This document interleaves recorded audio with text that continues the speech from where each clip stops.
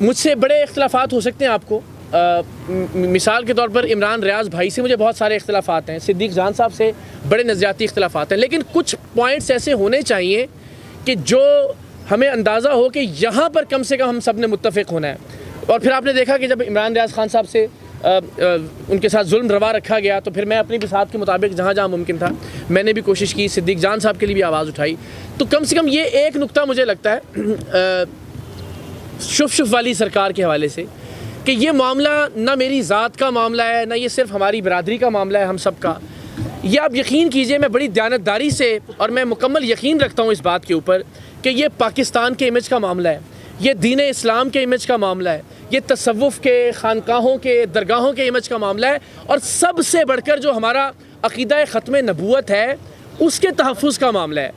आप यकीन कीजिए एक ऐसा आदमी कि जो बिस्मिल्लाह ठीक से नहीं पढ़ सकता, मैं अल्लाह और उसके रसूल को गवाह बना के आपको ये बात बता रहा हूँ कि उस आदमी को नमाज़ पढ़नी नहीं आती। मैंने 2 दिन पहले रिक्वेस्ट में बड़े मुअद्दबाना अंदाज में कहा कि देखें, लोगों को शक है कि आप अल्लाह के वली हैं या नहीं है, आपसे रिक्वेस्ट है कि आप हमें नमाज़ सुना दें। वो ऐसा नहीं कर सके। मैं 4 घंटे तक ये गला फाड़ फाड़ के उनके साथ लाइव उनके अड्डे पर बात करता रहा। मैंने कहा जी एक आयत सुना दें आप हमें। आप सब जानते हैं कि वो एक आयत भी नहीं सुना सके, बल्कि वो जिस सिलसिला तसव्वुफ़ का हिस्सा होने का दावा करते हैं उसके बहुत बड़े बुज़ुर्ग हैं, सिलसिला चिश्तिया के बहुत बड़े बुज़ुर्ग हैं, ख्वाजा मोइनुद्दीन चिश्ती अजमेरी साहब। उनका नाम तक नहीं आता था उनको, वो ख्वाजा मोहिउद्दीन चिश्ती अली अजमेरी कहते रहे उनको, और बार बार कहते रहे उससे पहले भी वीडियोज़ के अंदर। तो जो शख्स बिस्मिल्लाह ठीक से नहीं पढ़ सकता, कोई एक आयत ठीक से नहीं पढ़ सकता, कोई नमाज का कोई वाजिबात नमाज में से कोई चीज़ नहीं सुना सकता, वो अल्लाह का वली कैसे हो सकता है। हमारा चले इस बात पर भी एतराज़ नहीं है। मेरा एतराज़ ये है कि हमारे लिए बड़ा हसास अक़ीदा है, अक़ीदा ख़त्म नबूवत।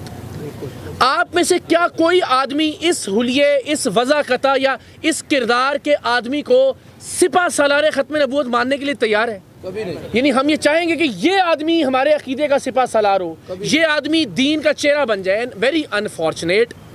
आज 10 साल के बच्चे से 30 साल के नौजवान तक आप पूछें पीर किसे कहते हैं, उससे पूछें वली क्या होता है, उससे पूछें अक़ीदा ख़त्म नबूवत का सिपा सालार किसे कहते हैं, उसके ज़हन में बदकिस्मती से एक ही नाम आएगा और वो नाम है हक खतीब का। इसलिए कि उसने सोशल मीडिया पे उसी के ड्रामे देखे हैं। उसको लगता है कि पीर का या तसव्वुफ़ का या खानकाहों या दरगाहों का मकसद ही ये होता है या शक्ल ही ये होती है। एंड नॉट ओनली दैट, आप तसव्वुर नहीं कर सकते। अब जब से हमने इसको शुरू किया तो हमें अंदाज़ा हुआ, रोज़ाना की बुनियाद पे दर्जनों वीडियोज़ आ रही हैं। बिलाल यहाँ मौजूद हैं, गवाह इस बात के, जो लोग मुतासिर हैं इनके। बलोचिस्तान से एक कैंसर की मरीज़ा चलती है, सिंध से एक 10 साल का माजूर बच्चा चलता है जिसे यूरिन बैग लगा हुआ है, और वो 12 बार सफ़र करके जाते हैं इस बदबख्त के पास, और ये 12 बार बुलाता है कि जी एक दम, फिर दूसरा दम, फिर तीसरा दम। क्यों? क्योंकि पूरे पाकिस्तान में इसका ट्रांसपोर्ट नेटवर्क है। यानी अगर आपने लाहौर से जाना है ना बलावड़ा शरीफ, तो कोई बस नहीं जाएगी वहाँ पे। इसके एजेंट जो है वो आपको बताएंगे कि जी पीर मक्की से बुध के दिन इस डेट को बस चलेगी, और जहाँ 4,000 रुपये किराया होगा 40,000 रुपये किराया लिया जाएगा। तो एक ज़रिया आमदन तो ये है, लोगों को सिर्फ जलील करने के लिए 12 बार 15 बार बुलवाया जाता है। और वो लोग बेचारे जिनके गुर्दे फेल हो चुके हैं, जो डायलिसिस पे हैं, जिनकी कीमोथेरेपीज़ हो रही हैं, वो लोग जिनके बच्चे माजूर हैं, जिनकी बुज़ुर्ग वालिदैन बीमारी का शिकार हैं, उन लोगों को बार बार बुलाया जाता है। फिर वहाँ पे 2-2 दिन इंतज़ार करवाया जाता है। उनकी खादमा कल हमें बता रही थी कि ये इतना बदबख्त आदमी है कि ये अपने कमरे से पर्दा बार बार हटा के देखता है कि नीचे रश लगा या नहीं लगा, और जब तक रश नहीं लगता ये हज़रत साहब बाहर नहीं आते शुफ शुफ करने के लिए।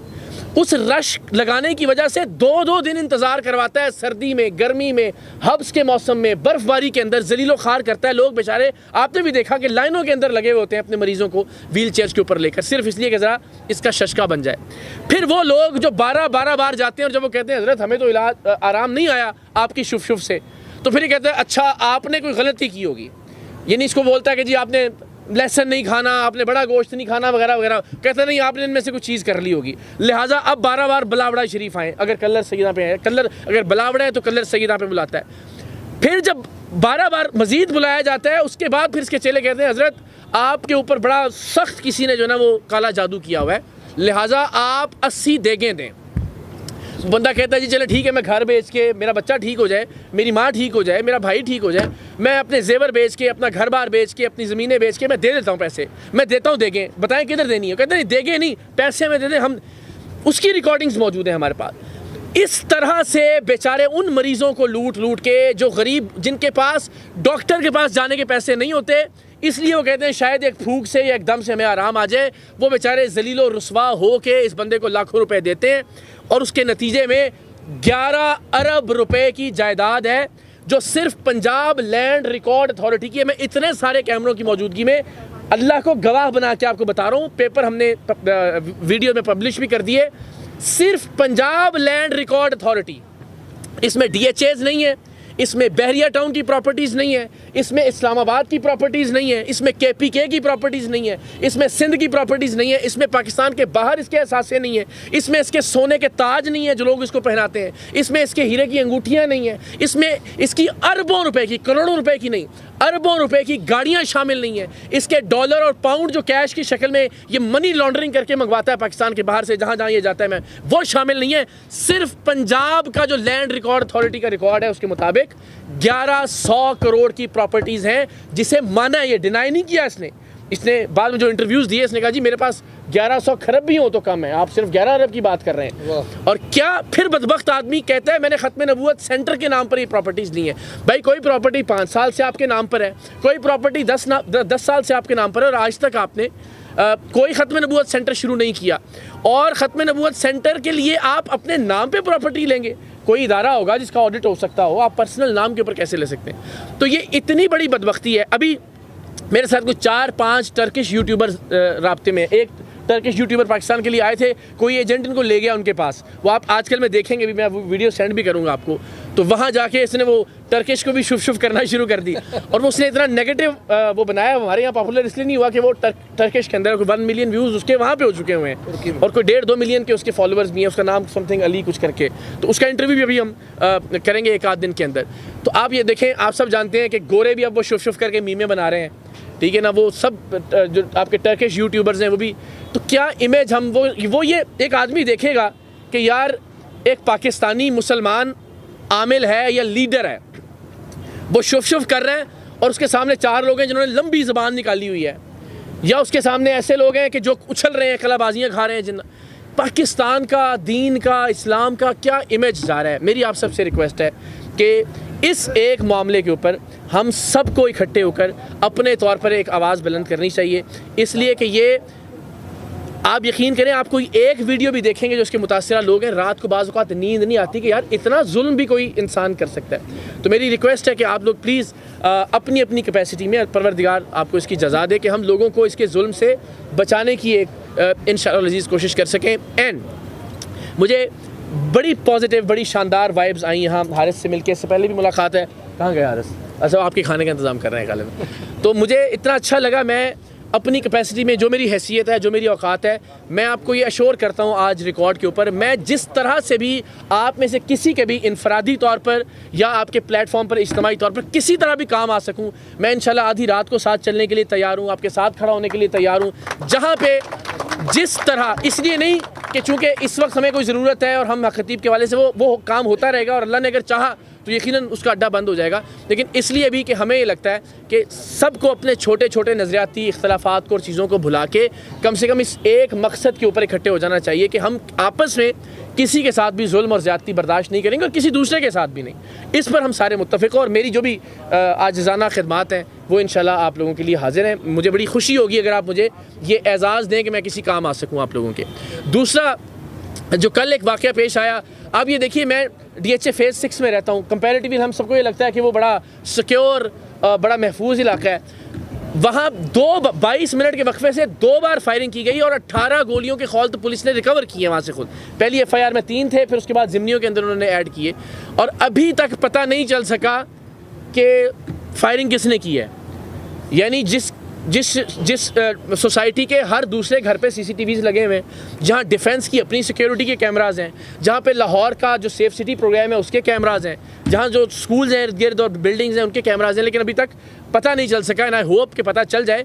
मैंने इसमें भी कोई सनसनीखेजी नहीं डाली कि जी खतीब ने करवाया या फलां ने करवाया, सो दैट किसी को ये ना लगे कि कोई पर्सनल ग्रज है या मैं कोई विक्टिमाइजेशन कार्ड खेल रहा हूँ इसके ऊपर। मगर ये कि बहरहाल मुझे आप मारिए, मुझ पे गोलियां बरसाएं, मेरा सीना हाजिर है। मैंने हमेशा मार भी खाई है, मैंने गोलियां उनका भी सामना किया है, मैंने जेलें भी काटी हैं इस मुल्क के अंदर, मैंने हर तरह का तशद्दुद बर्दाश्त किया है, मेरी ज़ात की हद तक है ना। ये बड़ी ज़्यादती है कि यार आप किसी के घर पे, जहाँ मेरी वालदा भी हैं, जहाँ मेरा बच्चा है, जहाँ मेरे भतीजे भतीजी हैं, ये मेरा ख्याल है कि ये एक लिमिट है जिसे क्रॉस नहीं होना चाहिए था। अब ये जिसने भी किया है, ये मुझे बड़ी तकलीफ़ और अजियत है इस बात की कि मेरी फैमिली के बच्चों को हरासा किया गया। मेरे साथ आप मुझे मार दीजिए, कोई मसला नहीं, मैं तो यहाँ भी मौजूद हूँ और हर जगह बगैर उसके घूम रहा हूँ, लेकिन ये एक लिमिट है। और मेरा ख्याल है कि इस मामले के अंदर मेरा ये अज़्म है कि इंशाल्लाह हम हर कानूनी हद तक जाएंगे और जो भी लोग इसमें मुलव्वस हैं उन्हें कैफ़र किरदार पहुँचाएंगे। घर को या फैमिली को इन्वॉल्व नहीं करना चाहिए। मेरे साथ नज़रियाती इख्तलाफ है, मुझे आपको लगता है कि मैंने गलत किया है, मैं हाज़िर हूँ, मेरे साथ आप जो भी करना चाहें कानूनी तौर पर भी और वैसे भी। बट दिस वॉज समथिंग जिसने मुझे बड़ा डिस्टर्ब किया है कि बच्चों और फैमिली जहाँ मौजूद है वहाँ पे इस तरह की हरकत नहीं होनी चाहिए। एंड आई एम श्योर कि इस पे सारे लोग हम सब मुत्तफ़िक होंगे कि इस हद तक बहरहाल इख्तलाफ में नहीं जाना चाहिए। और इंशाल्लाह मुझे उम्मीद है कि आज हमारा ये मिलना एक बड़ा पॉजिटिव साबित होगा। मेरी खिदमत हर सब मैंने कहा कि जिस तरह से भी है मैं इंशाल्लाह रेंडर करता हूँ। कभी आप आधी रात को भी कहें, मैं, मेरा घर, मेरा दफ्तर, हर तरह से मैं इंशाल्लाह आपको गैदरिंग्स करना चाहें, वहाँ भी कुछ छोटी सी एक जगह मौजूद है, हर तरह से इंशाल्लाह अज़ीज़ मैं हाज़िर हूँ। और मुझे यकीन है कि हम सारे साथ मिलके एसोसिएशन के टाइगर्स आपके साथ हैं इंशाल्लाह। अल्लाह ताला आपको सलामत रखे। मुझे बहुत अच्छा लगा और इसमें कोई शक नहीं है कि ये जो हारिस के अंदर जो एक लीडरशिप क्वालिटी मैंने देखी, जिस तरह से ये लड़ने मरने के लिए तैयार हैं, जिनके साथ ये खड़े हो जाएँ। आज भी हम हाईकोर्ट बार ने भी हम वहाँ मौजूद थे, जो उनकी नई इलेक्टेड कैबिनेट है, तो उन्होंने भी कहा कि जी हम आपके साथ हैं। तो वहाँ एक साहब ने कहा कि यार जे किसी के नाल चलिए ना तो फिर उन्होंने पता लगे कि नाल चल रहे हैं, तो जे किसी के खिलाफ होइए तो उन्होंने भी पता लगे कि किसी के खिलाफ। तो ये हारिस मुझे लगता है कि जिसके साथ चलने वाले उसको पता लगे कि यार कोई नाल चल रहा है। खतीब ने भी पता लग गया। हाँ जी जी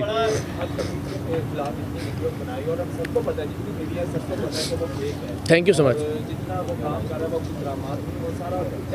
जी जी तो आपको लगता है कि हमारा कोई गवर्नमेंट इदारा या हाई कोर्ट की तरफ से कोई उनके खिलाफ? देखिए बहुत सारे लोग हैं जिन्होंने लीगल फ्रंट के ऊपर काम शुरू कर दिया है। कुछ पब्लिक लिटिगेशन की जो वो है वो उनका आगाज़ हो चुका है। कुछ मुकदमात का इंदराज भी हो चुका है। ये मैं चाह रहा था कि कहीं और हम करें, लेकिन मैं आपको चलें आज बता रहा हूँ कि हक खतीब के ख़िलाफ़ बाकायदा मुकदमात दर्ज हो चुके हैं, उन पर अब कानूनी कार्रवाई होगी। और ये बहुत बड़ी बात है इस मुल्क के अंदर, शायद ये पहली बार होगा कि किसी ऐसे फ्रॉडिये के जो दीन के पीछे छुपता है उसके खिलाफ लीगल एक्शन इंशाल्लाह अज़ीज़ होने जा रहा है। बट येस मेरी तवक्को है कि FBI इन्वॉल्व हो, पूछे यार कि आपने क्या डिक्लेयर किए हैं ये 11 अरब रुपए की जायदादें। ये मिनिमम बता रहा हूँ, बाकी तो प्रॉपर्टीज़ उसके अलावा है। क्या इन पर कोई टैक्स दिया है, आपने बताया अपना सोर्स ऑफ इनकम क्या है? तो FBI इन्वॉल्व हो, नैब इसके अंदर इन्वॉल्व हो सकता है। इसके अलावा FIA को तहकीकात करनी चाहिए। सबसे बड़ी बात यह, जिस तरह सर ने भी फरमाया कि जाली आमिलों के इश्तिहार लगते होते थे, क्यों रुकवाए? इसलिए कि गैर कानूनी से लोग बेवकूफ़ बनते थे। तो भाई एक जाली आमिल अब सोशल मीडिया पे अपने इश्तिहारात चला रहा है, अपनी जाली वीडियोस बना के, वो भी उसका एक मार्केटिंग टैक्टिक है ना। तो आई एम श्योर कि साइबर क्राइम भी इसके अंदर इन्वॉल्व हुआ, FIA का जो सेल है, और वो अल्टीमेटली एक्शन लेके किस तरह से आप इजाज़त दे सकते हैं कि कोई फ्रॉड करके खुद को अल्लाह का वली कह के लोगों को बेवकूफ़ बनाए और उनसे अरबों रुपए, लाखों रुपए भी नहीं, करोड़ों रुपए भी नहीं वो लूटे। जी थैंक यू सो मच। और मेरा ख्याल है हमारा ये साथ हमेशा रहेगा, एटलीस्ट उन पॉइंट्स पे जहाँ पे हम सारे मुत्तफ़िक हों, जहाँ किसी के साथ भी कोई नाइंसाफ़ी हो रही, जहाँ लोगों के साथ ज़्यादती हो रही हो। मुझे बहुत अच्छा लगेगा मैं आपके इस काफ़िले में एक कारकुन की हैसियत से इंशाल्लाह शामिल रहूँ। थैंक यू सो मच, बहुत बहुत शुक्रिया आपकी इज़्ज़त अफ़ज़ाई का। माशाल्लाह आपने जिस कॉज को चुना है, खत्म नबूवत का जो कॉज है जनाब, बड़ा अहम कॉज है माशाल्लाह। और मैं समझता हूँ कि इस कायनात का सबसे अजीम मिशन, बेशक बेशक, सबसे पहले तो जो है वो YM की तरफ से आपको सैल्यूट पेश करते हैं। Thank you so much. मेरा एक सवाल है और मैं समझता हूँ कि आप भी एक नर्स सहाफ़ी और आपसे सवाल हो भी सकता है। जी जी हाजिर। क्या समझते हैं आपके जो आपने एक ऐलान किया कि खत्म नबूवत फॉर्म के लिए आप जो है वो आपकी जो वेबसाइट है वहाँ पे आके रजिस्टर करवाएं ऑनलाइन, तो इजाज़त साहब जो उससे होने वाली अर्निंग होगी, क्या वो खत्म नबूवत के अजीम कॉज पे? नहीं, वेबसाइट पे तो कोई अर्निंग नहीं है, वो ARY की प्रॉपर्टी है। मैं अर्ज़ कर देता हूँ, वो जो saryam.org है वो ARY की प्रॉपर्टी है। उससे पहले हमने उसको एक वॉलंटियर मूवमेंट के लिए शुरू किया था, उसमें हमने खून की बोतलें दी लोगों को विदाउट डोनेशन, उस पर हम सारा काम कर, शारिक भी उसका हिस्सा रहे। और उसमें हमने पौधे लगाए और वगैरह वगैरह, ताकि ज़रा थोड़ा लोगों को पॉजिटिवली एक्टिव रखें। ये मैं अल्लाह और उसके रसूल को गवाह बना के आपको शोर करता हूँ। और ये अब बताने वाली बात नहीं थी, लेकिन चूँकि आपने सवाल कर लिया है, इस पूरे मामले के अंदर ज़ाहिर है जब 23 मार्च का हम प्लान कर रहे हैं, इसके अंदर बहुत अखराजात का इम्कान है ना। ज़ाहिर है कोई आपने साउंड सिस्टम भी अगर लगाना है तो उसका भी एक खर्चा है, वहाँ पे अगर इफ्तार का आपने कोई इंतज़ाम करना है, 36 तरह की चीज़ें हैं जो आपको वहाँ पे करना पड़ेंगी। तो वो ये कि मेरे कुछ दोस्तों की हम जिम्मेदारी कि यार आप एक चीज़ की साउंड आप जिम्मेदारी ले लें। क्यों? क्योंकि आज तक मैंने हमेशा इस बात को डिस्करेज किया है कि किसी भी मकसद के लिए कोई फ़ंड रेजिंग करें आप या डोनेशन लें, जो अपनी हैसियत से आप कर सकते हैं या अपने सर्कल से।